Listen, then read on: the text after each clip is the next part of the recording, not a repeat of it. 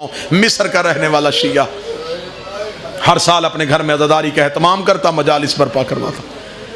امیر تھا. ایک سال ایسا آیا اتنا مقروض ہو گیا، گھر کے برتن بھی بک گئے اور محرم کا چاند طلوع ہو گیا. محرم کے چاند کا طلوع ہونا تھا، یہ پریشان ہوا. اس کا چاند طلوع ہو گیا ہے اور میرے گھر میں کچھ بھی نہیں. یہ چھت پہ کھڑا ہو کے چاند کے ساتھ شکوے کر رہا تھا، رو کے کہہ رہا تھا محرم کا چاند میری زندگی میں طلوع نہ ہوتا تو میری زندگی میں طلوع ہوتا، میرے گھر میں حسین کے نوحے پڑے جاتے. اب یہ چاند سے شکوہ کر رہا تھا، یا کاندھے پہ بیوی کا ہاتھ آیا. دیکھا دی کیوں شکوہ کر رہا ہے؟ کہنے لگا محرم کا چاند طلوع ہو گیا اور میرے گھر میں عزاداری کے لیے کچھ بھی نہیں. بیوی دیکھ کے کہتی ہے مشکل وقت میں قیمتی چیز بیچ دیتے. یہ تڑپ کے کہتا میرے گھر میں تو قیمتی کچھ بھی نہیں. بیوی چلتی چلتی وہاں گئی جہاں دو بیٹے سو رہے تھے. بیٹوں کے سراہانے جا کے ماں کھڑی ہوئی. باپ رو کے کہتا میں سمجھا نہیں.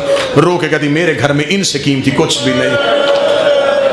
کیا مطلب؟ میں سمجھا نہیں. رو کے کہتی بردہ فروشوں کے بازار میں جا، انہیں غلام بنا کے بیچ دے، جو قیمت ملے اسے حسین کی عزاداری کروا. باپ تڑپ کے کہنے لگا بیٹے بیچ دوں؟ ماں قدموں پہ ہاتھ رکھ کے کہتی سچ بتا لیے کس سے تھے؟ کہنے لگا حسین ابن علی سے. کہنے لگا جس سے لیے تھے اسی کے نام پہ لٹا دے. بچوں کے ہاتھ پکڑے، بردہ فروشوں کے بازار چلا گیا. بڑی جلدی ختم کر رہا ہوں. غلاموں کے بازار میں جا کے صبح سے لے کے شام تک آوازیں دیتا رہا غلام لے لو، غلام لے لو، غلام لے لو. خریدار کوئی نہیں آیا تو جملہ بدل دیا محنت زیادہ کروا لو، اجرت تھوڑی دے دو. جب پھر بھی کوئی خریدار نہ آیا، تھکا ہوا مومن بچوں کو لے کے بیٹھ گیا. رو کے کہتا بی بی زہرا میرا مقدر، میری تو خواہش تھی کہ میں تیرے بیٹے کی عزاداری کرواؤں. ابھی یہ بات کر رہا تھا، یہاں گلی میں گھوڑے کے ٹاپوں کی آواز آئی. ایک گھوڑا سوار اس کے قریب آ کے رکا. اس نے سر اٹھا کے دیکھا، گھوڑے پہ ایک سوار ہے جس کے چہرے پہ نقاب ہے. گھوڑے سوار کی آواز آئی بیٹے بیچے گا؟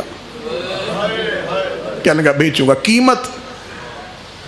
قیمت کا نام آنا تھا. باپ تڑپ کے کہنے لگا کائنات بھی دیتا میں بال بھی توڑ کے نہ دیتا.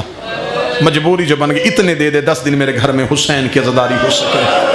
گھوڑے سوار کی آواز آئی. وہ سامنے گھوڑے کے چوب میں دینار پڑے ہیں، وہ دینار اٹھا لے. دیناروں کا نام آنا تھا. اٹھ کے کہنے لگا میں قرض نہیں مانگ رہا، بیٹے بیچ رہا ہوں. اتنی بھی امیری کیا ہے تو مجھے دینار بھی اٹھا کے نہیں دے سکتا. گھوڑے سوار کی آواز آئی میری مجبوری ہے. میرے ہاتھ ہوتے میں تیرے بیٹے ہاتھوں سے اٹھاتا، میرے بازو ہوتے میں تیرے لال سینے سے لگاتا. میری مجبوری ہے، میرے ہاتھ کوئی نہیں. یہ پھر بھی نہ سمجھا. قیمت ہاتھ میں لی، گھر آ گیا. دروازے پہ ماں کھڑی تھی. ماں رو کہنے لگی بک گئے بک گئے. اس نے شہر میں اعلان کروا دیا. مومنین آ گئے. اس کے گھر میں عزاداری ہوئی، ماتمداری ہوئی، نیاز تقسیم ہوئی. مومن اپنے گھروں کو چلے گئے. ماں بیٹوں کے خالی بستر دیکھ رہی تھی، باپ بچوں کے کپڑے دیکھ رہا تھا. رات آدھی سے زیادہ ڈھل گئی. بیوی شوہر کے قدموں میں بیٹھ کے کہتی ہے شرمندہ نہیں، پوچھنے آئی ہوں کس کے ہاتھ بیچ کے آیا؟ رو کے کہنے کا کوئی بڑا ہی شریف تھا، بازو اس کے تھے کوئی نہیں. بچے سینے سے لگا کے لے کے چلا گیا. بیوی دیکھ کے کہنے کہ اسے بتایا تھا انہیں نوکری کا طریقہ نہیں آتا.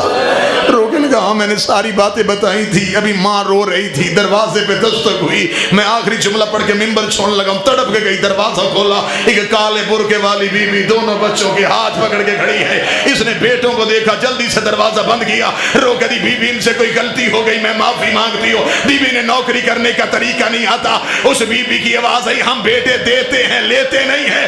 رو کے لگی تو جو گلیوں میں بیٹے دے رہی ہے تو کون ہے؟ رو کے کہی دروازہ کھول، میں حسین کی ماں ہوں. تو ساری رات میرے بیٹے کو روتی رہی ہے. میں ساری رات تیرے بچے ہاتھوں میں اٹھا کے کبھی کربلا کبھی نجف کبھی شام رو رو کے کہتی رہی زینب تیری جوڑی کا صدقہ